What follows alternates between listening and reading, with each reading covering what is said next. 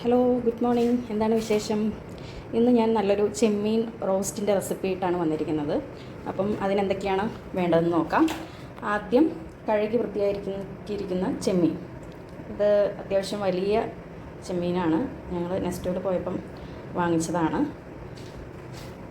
ഇഞ്ചി, വെളുത്തുള്ളി, ചെറിയുള്ളി, കറിവേപ്പില, പച്ചമുളക്, തക്കാളി. നമ്മളിതിന് ചെറിയുള്ളി എടുക്കുമ്പോഴാണ് കൂടുതൽ ടേസ്റ്റ് ഉണ്ടാവുക. ഇനി നമ്മൾ ചെമ്മീനൊന്ന് വറുത്തെടുക്കണം. അതിന് വേണ്ടിയിട്ട് നമുക്കതൊന്ന് മാഗ്നേറ്റ് ചെയ്തെടുക്കണം. അതിന് വേണ്ടി കുറച്ച് ഉപ്പ്,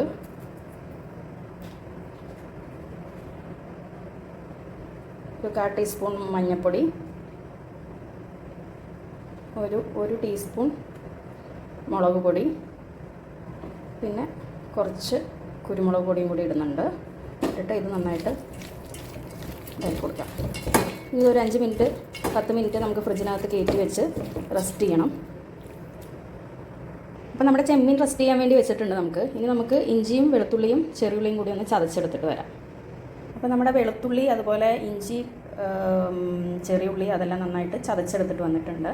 ഇനി നമ്മുടെ ചെമ്മീൻ ഒന്ന് വറക്കാൻ വെക്കണം. അപ്പോൾ നമ്മുടെ ചെമ്മീൻ്റെ മസാലയൊക്കെ നന്നായിട്ട് പിടിച്ച് വന്നിട്ടുണ്ട്. ഇനി നമുക്ക് ഇത് വറക്കാൻ വെക്കാം. ഒരു പാൻ അടുപ്പിൽ വെച്ചിട്ടുണ്ട്. പാൻ നന്നായിട്ട് ചൂടായി വന്നിട്ടുണ്ട്.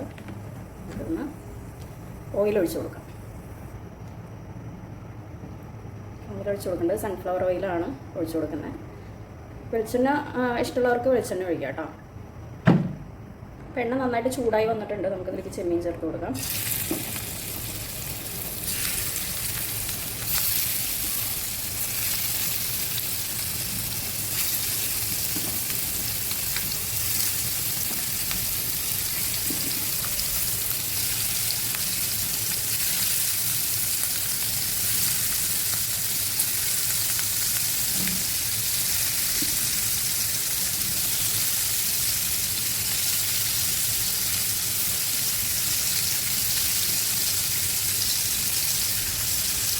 കുറച്ച് കറിവേപ്പിലയും കൂടി ചേർത്ത് കൊടുക്കുന്നുണ്ട്.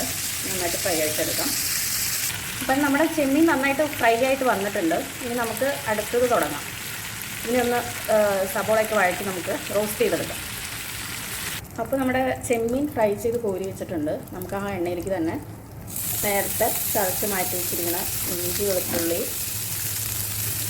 അതുപോലെ ചെറിയ ഉള്ളി ഇതെല്ലാം ചേർത്ത് കൊടുക്കാം. ഒക്കെ മാറ്റി വെച്ചിരിക്കുന്ന പച്ചമുളകും കറിവേപ്പിലയും കൂടി ഇട്ട് കൊടുക്കുന്നുണ്ട്. എന്നിട്ട് നന്നായിട്ട് ഇളക്കി കൊടുക്കാം. കുറച്ച് ഉപ്പും കൂടി ചേർത്ത് നന്നായിട്ട് ഇളക്കി കൊടുക്കാം. നന്നായിട്ട് ഇളക്കി കൊടുക്കുന്നുണ്ട്. ഒരു ബ്രൗൺ കളറാവുന്ന വരെ നമുക്കിത് ഇളക്കി കൊടുക്കണം കേട്ടോ. വഴറ്റിയെടുക്കണം. അപ്പോൾ നമ്മുടെ ഉള്ളിയൊക്കെ നന്നായിട്ട് ബ്രൗൺ കളറായിട്ട് വന്നിട്ടുണ്ട്. ഇനി നമുക്കിതിലേക്ക് പൊടികൾ ചേർത്ത് കൊടുക്കാം. മല്ലിപ്പൊടി 1 സ്പൂൺ ചേർക്കുന്നുണ്ട്. അത് നമുക്ക് മഞ്ഞൾപ്പൊടി ഒരു 1/4 ടീസ്പൂൺ, കാശ്മീരി റെഡ് ചില്ലി ഒരു 1/2 ടീസ്പൂൺ ഞാൻ ചേർക്കുന്നുള്ളൂ. കാരണം നമ്മൾ ഓൾറെഡി പച്ചമുളക് ഇട്ടിട്ടുണ്ട്. പിന്നെ ഇവിടെ ആർക്കും അധികം എരിവ് ഇഷ്ടമില്ലാത്ത കാരണം കൊണ്ട് അധികം ഇടുന്നില്ല. നമുക്ക് നിങ്ങളുടെ ഇഷ്ടം പോലെ ഇടാം കേട്ടോ.